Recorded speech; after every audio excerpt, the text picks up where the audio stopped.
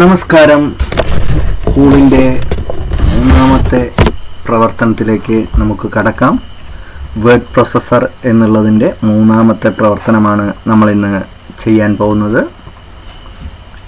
ഇതിൽ പഠിക്കുന്നത് ടെക്സ്റ്റിന് ആവശ്യമായ അലൈൻമെൻറ്റുകൾ നൽകുന്നതും അതുപോലെ ഫോണ്ടിൻ്റെ പേര് മാറ്റുക, നിറം മാറ്റുക, വലുപ്പം മാറ്റുക,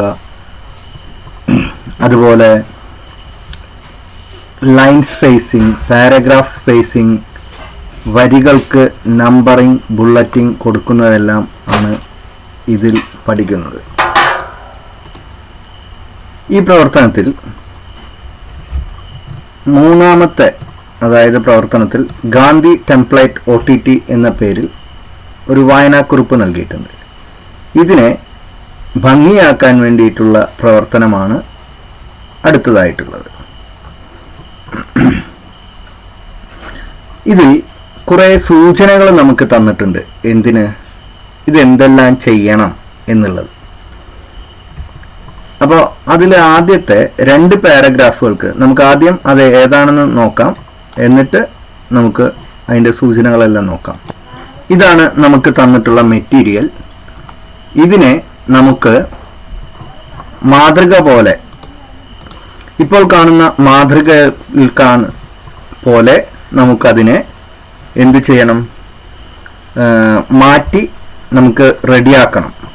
അതാണ് ഈ മൂന്നാമത്തെ പ്രവർത്തനം എന്ന് പറയുന്നത്. നമുക്ക് നോക്കാം. സൂചനകൾ നോക്കാം. ആദ്യ 2 പാരഗ്രാഫുകൾക്ക് താഴെ പറയുന്ന മാറ്റങ്ങൾ വരുത്താനാണ്. അതായത് ഫസ്റ്റ് ഇൻഡന്റ് സെൻറ്റിമീറ്റർ ആയി 1 സെൻറ്റിമീറ്റർ ആയി ക്രമീകരിക്കുക. ഒന്ന് നോക്കാം. അപ്പോൾ ആദ്യത്തെ ലൈന്, ഈ 2 ലൈനും, അതായത് ഇതിലും അടുത്ത പാരഗ്രാഫിലെയും ലൈന് നമുക്ക് മാറ്റണം. അപ്പോൾ അതിന് ഫോർമാറ്റിൽ പാരഗ്രാഫിൽ പോവുക. ഇതല്ലെങ്കിൽ വേറൊരു വഴി എന്ന് പറയുന്നത് റൈറ്റ് ക്ലിക്ക് അടിച്ചു വെച്ചാൽ ഇവിടെ പാരഗ്രാഫിന് കിട്ടും, അതിൽ പോവുക. എന്നിട്ട് നമുക്ക് ആദ്യത്തെ ലൈന് ഫസ്റ്റ്. അപ്പോൾ ഇവിടെ ഇൻഡന്റ് എന്ന് പറയുന്നത് ഫസ്റ്റ് ലൈൻ എന്ന് പറയുന്നത് 1 സെൻറ്റിമീറ്റർ ആക്കാനാണ് പറഞ്ഞിരിക്കുന്നത്. അപ്പോൾ 1 സെൻറ്റിമീറ്റർ. അപ്പോൾ ഞാൻ ആക്കുകയാണ്, ഓക്കെ കൊടുക്കുകയാണ്. ഇവിടെ വന്ന മാറ്റം കണ്ടല്ലോ. ഞാൻ കാണിച്ചു തരാം. എങ്ങനെയായിരുന്നു അത്, ഇങ്ങനെയായി മാറ്റം. ഇതാണ് മാറ്റം വന്ന്. ഫസ്റ്റ് ഇൻഡന്റ് 1 സെൻറ്റിമീറ്റർ നീങ്ങി. ഇനി അടുത്തത് രണ്ടാമത് നമ്മൾ ചെയ്യാൻ പറഞ്ഞിരിക്കുന്നത് പാരഗ്രാഫുകൾക്കിടയിലുള്ള അകലം 0.1 സെൻറ്റിമീറ്റർ. അതായത് അത് വീണ്ടും ഞാൻ സെലക്ട് ചെയ്യാണ്, പാരഗ്രാഫ്. അപ്പോൾ റൈറ്റ് ക്ലിക്ക് തന്നെ, ഇപ്പോൾ എടുത്ത പാരഗ്രാഫിൽ തന്നെയാണ് പോകേണ്ടത്. റൈറ്റ് ക്ലിക്ക് അടിച്ചു. നമ്മൾ നേരത്തെ ചെയ്തത് ടെക്സ്റ്റ്, ഫസ്റ്റ് ലൈൻ ടെക്സ്റ്റ് ആണ്. അത് 1 സെൻറ്റിമീറ്റർ നമ്മൾ ചെയ്തു. ആദ്യ ലൈനിൽ ഫസ്റ്റ് ലൈൻ ഇൻഡന്റ് 1 സെൻറ്റിമീറ്റർ ആക്കണം. ഇതിൽ ഇഞ്ചായിട്ടാണ് കിടക്കുന്നത്. നമ്മളിവിടെ 1 സെൻറ്റിമീറ്റർ കൊടുത്തു. ഇനി അടുത്ത് പറഞ്ഞിരിക്കുന്നത് പാരഗ്രാഫുകൾക്ക്, അതായത് പാരഗ്രാഫുകളുടെ ഇടയിലുള്ള സ്പേസിംഗ് ആണ്. അപ്പോൾ ബിലോ പാരഗ്രാഫാണ്, അത് 0.1 സെൻറ്റിമീറ്റർ ആണ്. ഇനി അടുത്തത് ലൈൻ സ്പേസിംഗ് ആണ്. വരികൾക്കിടയിലുള്ള അകലം എത്രയാണ് പറഞ്ഞത്? വരികൾക്കിടയിലുള്ള അകലം പറഞ്ഞിരിക്കുന്നത് 1.5 ലൈൻസ് ആണ്. 1.5 ആക്കി. ഇനി ഓക്കെ കൊടുക്കുകയാണ്. മാറ്റങ്ങൾ ശ്രദ്ധിക്കാം. നമുക്ക് ഇവിടെ ഈ വരികൾക്കിടയിൽ അകലം വന്നു. പിന്നെന്താണ്, പാരഗ്രാഫിന് ബിലോ ഇവ തമ്മിലുള്ള മാറ്റവും വന്നു. ഇനി രണ്ടാമത് പറയുന്നത് മഹാത്മാഗാന്ധി എന്നുള്ളത്,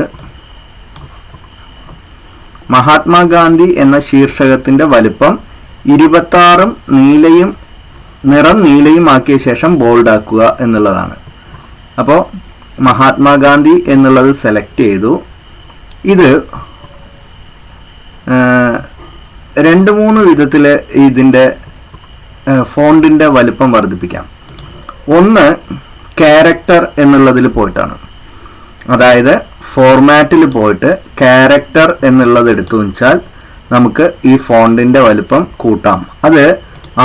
അതിനാദ്യം ചെയ്യേണ്ടത് നമ്മൾ എന്താ ചെയ്യേണ്ടത്, അത് സെലക്ട് ചെയ്യണം. ഏതാണോ ഏത് ഇതിൻ്റെയാണോ ഫോണ്ടിന്റെ വലുപ്പം കൂട്ടേണ്ടത്, ഏത് വാക്കുകളുടെയാണോ ഫോണ്ടിന്റെ വലുപ്പം കൂട്ടേണ്ടത്, അപ്പോൾ അതിൽ ആദ്യം സെലക്ട് ചെയ്യുക, ഫോർമാറ്റിൽ പോവുക, ക്യാരക്ടർ എടുക്കുക, എന്നിട്ട് സൈസ് നമുക്ക് കൂട്ടാം. എത്രയാണ് പറഞ്ഞിരിക്കണമെന്ന് വെച്ചാൽ അത് കൂട്ടാം.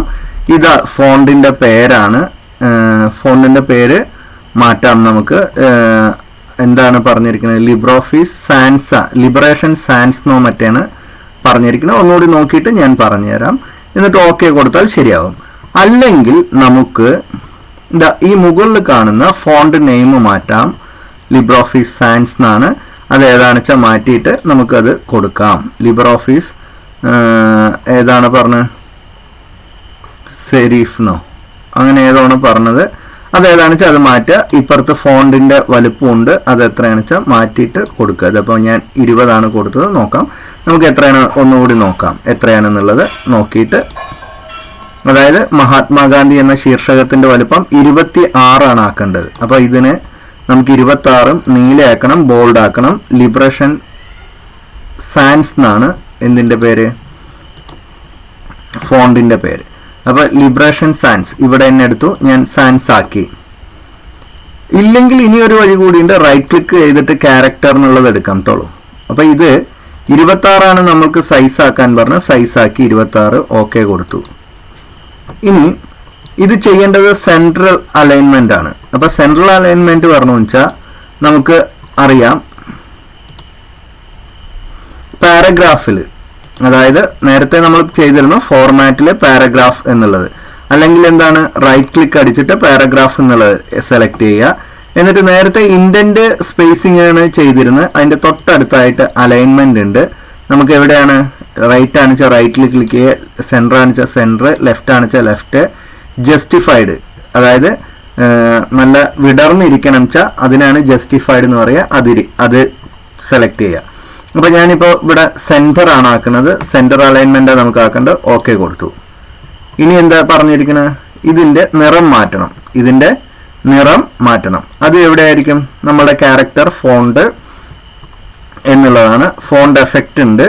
അപ്പോൾ അതിൽ കളർ ഇവിടെ പറയുന്നുണ്ട്, ഓട്ടോമാറ്റിക് ആണ്. അതിന് പകരം നമുക്ക് എന്താണ്, ബ്ലൂ ആണ് കൊടുക്കേണ്ടത്. മാറ്റാം നമുക്കിവിടെ ഏതാ വേണ്ടതെന്ന് വെച്ചാൽ മാറ്റി, ബ്ലൂ കൊടുത്തു, ഓക്കെ കൊടുത്തു. അതല്ലെങ്കിൽ നമുക്ക് ഇത് ഈ എ എന്നുള്ള അക്ഷരം ഫോണ്ട് കളറാണ്, അതും മാറ്റി നമുക്ക് ബ്ലൂ ആക്കി കൊടുക്കാവുന്നതാണ്. ഇനി എന്താ പറഞ്ഞിരിക്കുന്നത്, ബോൾഡ് ആക്കാനാണ്. ബോൾഡ് ആക്കാൻ ഇപ്പോൾ ഫോർമാറ്റില്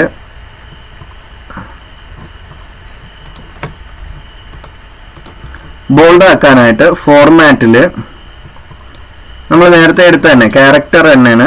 ഇവിടെ സ്റ്റൈൽ എന്നുള്ളത് നമ്മൾ നേരത്തെ ലിബറേഷൻ സാൻസ് ആക്കി, സൈസ് 26 ആക്കി, അതായത് ഫോണ്ടിന്റെ നെയിം മാറ്റി സൈസ് ആക്കി. ഇനി സ്റ്റൈൽ എന്ന് പറയുന്നത് ഇവിടെ റെഗുലർ ആണ് കിടക്കുന്നത്, ബോൾഡ് ആക്കാം. ബോൾഡ് ഉണ്ട്, ഇറ്റാലിക് ഉണ്ട്, ബോൾഡ് ഇറ്റാലിക് ഉണ്ട്. ബോൾഡ് ആക്കിയിരിക്കുന്നു ഞാൻ, ഓക്കെ കൊടുത്തിരിക്കുന്നു. ഇതാണ് നമുക്ക് ആക്കാൻ പറഞ്ഞിരിക്കുന്നത്. അതായത് നമ്മളോട് പറഞ്ഞിരിക്കുന്നത് ഈ രീതിക്കാണ് പറഞ്ഞിരിക്കുന്നത്. അപ്പൊ ഞാൻ അതുപോലെ ചെയ്തിരിക്കുകയാണ്.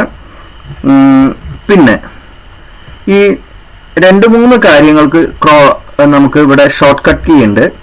അതായത് സെൻട്രലൈസ് ചെയ്യാൻ Ctrl-E അമർത്തിയാൽ മതി. Ctrl-L അമർത്തിയാൽ ലെഫ്റ്റ് അലൈൻമെന്റ് ആണ്. Ctrl-E അമർത്തിയാൽ സെൻട്രൽ അലൈൻമെന്റ് ആണ്. Ctrl-R അമർത്തിയാൽ റൈറ്റ് അലൈൻമെന്റ് ആണ്. Ctrl-R അമർത്തിയാൽ റൈറ്റ് അലൈൻമെന്റ് ആണ്. അപ്പോൾ ഞാൻ Ctrl-E അമർത്തുന്നു, അത് സെൻട്രൽ അലൈൻമെന്റ് ആണ്.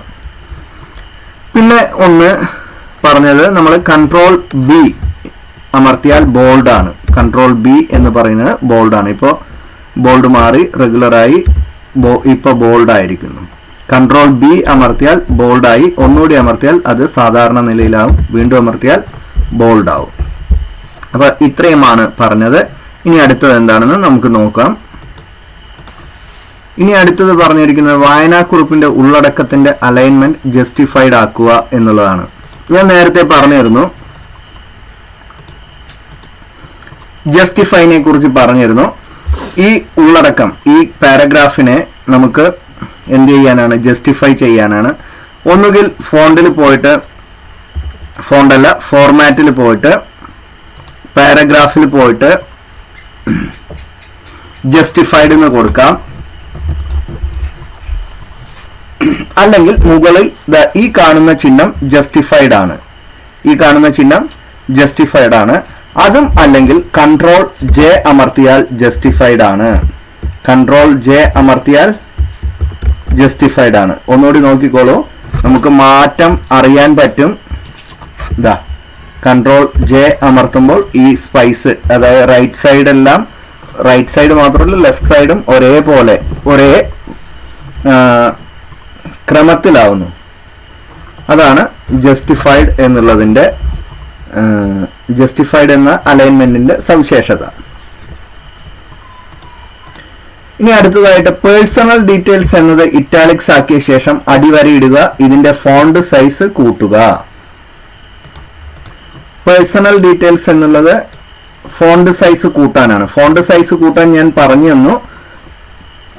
ഇതിൽ കൂട്ടാം, ഇവിടെ കൂട്ടാം, അല്ലെങ്കിൽ ഫോർമാറ്റിൽ പോയിട്ട് ക്യാരക്ടറിൽ പോയി കൂട്ടാം ഫോണ്ട് സൈസ്. ഇനി അതും അല്ലെങ്കിൽ ഒരു കീബോർഡിൽ ഷോർട്ട് കട്ട് കീ എന്ന് പറയുന്നത് കൺട്രോളും സ്ക്വയർ ബ്രാക്കറ്റും ആണ്. കൺട്രോളും പിടിച്ച് സ്ക്വയർ ബ്രാക്കറ്റ്.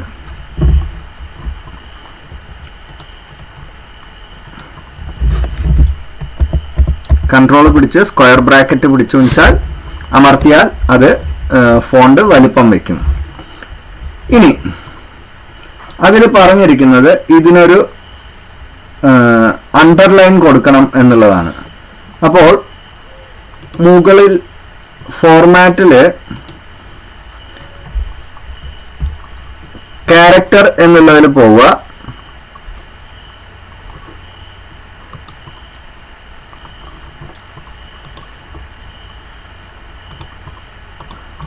എന്നിട്ട് ഫോണ്ട് എഫക്റ്റ് എന്നുള്ളതിൽ നമ്മൾ നേരത്തെ ഫോണ്ട് കളർ മാറ്റിയിരുന്നു. അതിന് തൊട്ടിപ്പുറത്തായിട്ട് അണ്ടർലൈനിങ് എന്നുണ്ട്, അതിൽ ക്ലിക്ക് ചെയ്യുക. സിംഗിൾ എന്നാണ് വെച്ചാൽ സിംഗിൾ കൊടുക്കുക, എന്നിട്ട് ഓക്കെ കൊടുക്കുക. ഇപ്പോൾ അണ്ടർലൈൻ വന്നിരിക്കുന്നു. ഇതിന് ഒരു ഷോർട്ട് കട്ട് കീ എന്ന് പറയുന്നത് കൺട്രോൾ യു അമർത്തിയാൽ ഷോർട്ട് കട്ട് കീ ആവും. ഇതാ ഇപ്പോൾ നോക്കിക്കോളൂ, അണ്ടർലൈൻ ചെയ്തിട്ടുണ്ട്. അത് ഇപ്പോൾ പോയി വീണ്ടും ആകാൻ കൺട്രോൾ യു അമർത്തി ഒന്നുകൂടി അമർത്തിച്ചാൽ കൺട്രോൾ യു അമർത്തിച്ചാൽ അത് പോവും. വീണ്ടും കൺട്രോൾ യു അമർത്തിച്ചാൽ അത് അണ്ടർലൈൻ വരുന്നതാണ്. പേഴ്സണൽ ഡീറ്റെയിൽസ് നമുക്കിവിടെ തന്നിരിക്കുന്ന ആക്ടിവിറ്റിയിൽ പറഞ്ഞിരിക്കുന്നത് ഇറ്റാലിക്സ് ആക്കാനാണ്. ഇറ്റാലിക്സ് ആക്കിയിട്ട് അണ്ടർലൈൻ ചെയ്യണം, പിന്നെ ഫോണ്ട് സൈസ് കൂട്ടണം എന്നുള്ളതാണ്. നമ്മളിപ്പോൾ ഫോണ്ട് സൈസ് കൂട്ടി അണ്ടർലൈൻ ചെയ്തിട്ട് ഇറ്റാലിക്സ് ആക്കാൻ ഒന്നുകിൽ ഈ എ എന്ന് ചരിഞ്ഞുള്ളത് ചെയ്യുക, അല്ലെങ്കിൽ നമ്മൾ നേരത്തെ പറഞ്ഞ പോലെ ഫോർമാറ്റിൽ പോയിട്ട് ക്യാരക്ടർ എടുത്തിട്ട് ഫോണ്ടിൽ പോയിട്ട് അത് ഇറ്റാലിക് ആക്കണം. Italic bold. പിന്നെ അതും അല്ലെങ്കിൽ കൺട്രോൾ ഐ അമർത്തിയാൽ നമുക്ക് കൺട്രോൾ ഐ അമർത്തിയാൽ ഇറ്റാലിക്സ് ആവും. ഇറ്റാലിക്സ് ആവുന്നതാണ്. ഇനി അടുത്തതായിട്ട് പറയുന്നത് ഇതിൽ എഴുതിയിരിക്കുന്നത് ബുള്ളറ്റുകൾ അല്ലെങ്കിൽ നമ്പറിംഗ് നൽകി ക്രമീകരിക്കുക എന്നുള്ളതാണ്. ഇതിലിപ്പോ ഞാൻ ബുള്ളറ്റിംഗ് കൊടുക്കുകയാണെന്ന് വെച്ചാൽ ഇതാ ഞാൻ കാണിച്ചു തരാം. ഇതുപോലെയാണ്. ഇത് ഇതാ മുകളിലായിട്ട് ഇവിടെ കൊടുത്തിട്ടുണ്ട് ബുള്ളറ്റഡ് ലിസ്റ്റ് എന്ന്. അല്ലെങ്കിൽ ഫോർമാറ്റിൽ ബുള്ളറ്റ്സ് ആൻഡ് നമ്പറിംഗ് എന്നുള്ളത് ക്ലിക്ക് ചെയ്യുക.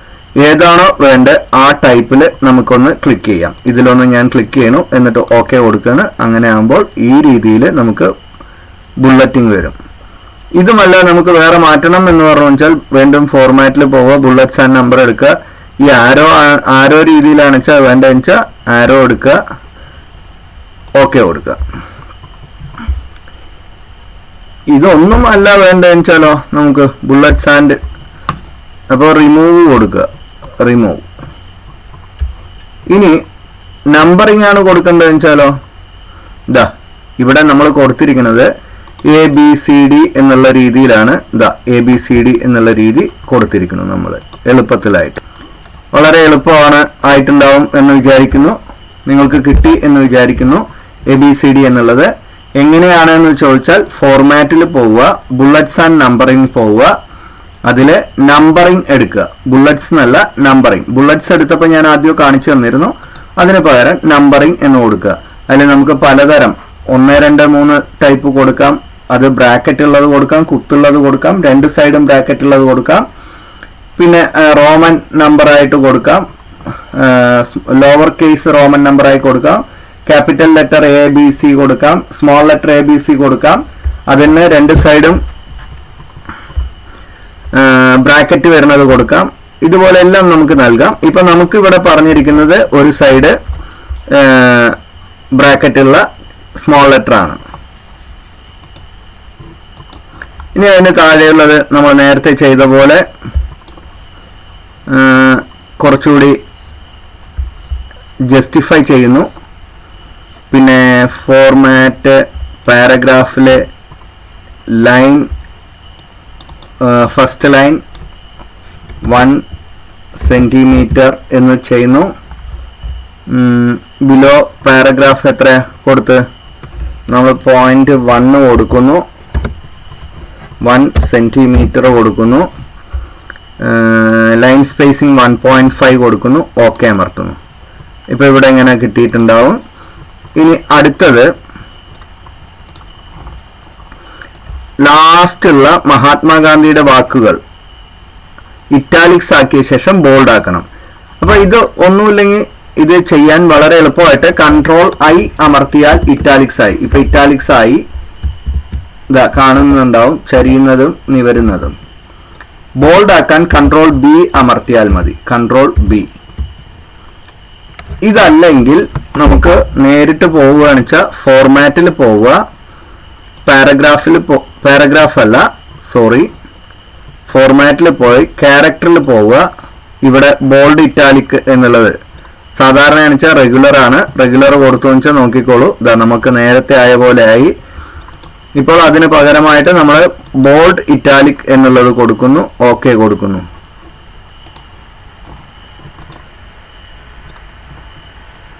ഓക്കെ കൊടുത്തപ്പോൾ ഇതുപോലെ ആയി.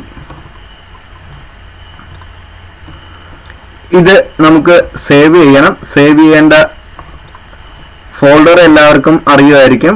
ഹോമില് ബേസിക് കോഴ്സിൽ മൊഡ്യൂൾ 1 എന്ന ഫോൾഡറിൽ ഗാന്ധിജി _റീഡിംഗ് മെറ്റീരിയൽ. അപ്പോൾ ഫയലിൽ പോവുക, സേവ് കൊടുക്കുക, അല്ലെങ്കിൽ Ctrl+S അമർത്തുക. നമുക്ക് ഡെസ്ക്ടോപ്പ് അല്ല, ഹോമിലല്ലേ,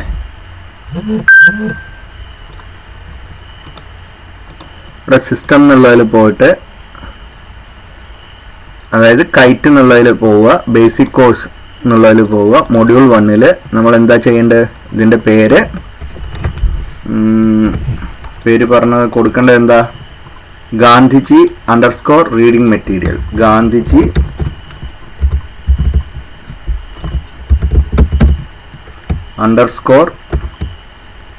_റീഡിംഗ്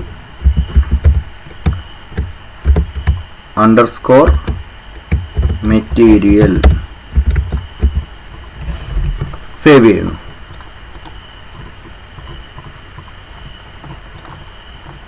മുകളിൽ മാറിയിട്ടുണ്ട്. ഇനി നമുക്ക് അഥവാ ഇതിപ്പോ മുകളിലാണ് കിടക്കുന്നത്, എവിടെ ഈ ഹെഡറിലാണ് കിടക്കുന്നത്, അത് കുറച്ച് സ്പേസ് കൂട്ടണം വെച്ചാൽ